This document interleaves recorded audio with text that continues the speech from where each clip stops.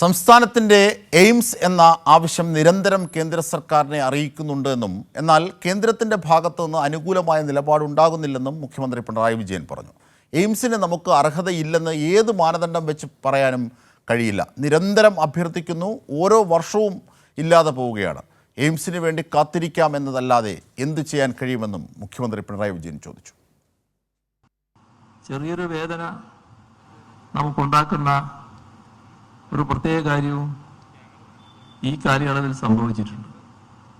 അത് ഈ കഴിഞ്ഞ വർഷങ്ങളിൽ രാജ്യത്താകെ കേന്ദ്ര സർക്കാർ 157 നഴ്സിംഗ് കോളേജുകൾ അനുവദിച്ചു.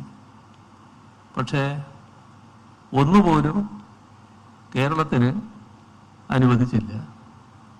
നഴ്സിംഗ് മേഖലയെപ്പറ്റി ഇവിടെയല്ല എവിടെ ചോദിച്ചാലും കേരളത്തിൻ്റെ പ്രത്യേകത ആരും വാഴ്ത്തിയേ പറയും.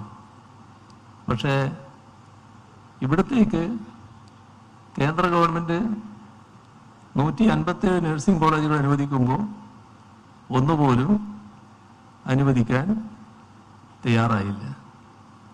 നമുക്കതിൽ വലിയ ആശ്ചര്യം തോന്നേണ്ട കാര്യമില്ല. നമ്മുടെ സംസ്ഥാനം എയിംസ് ഇല്ലാത്തൊരു സംസ്ഥാനമാണല്ലോ.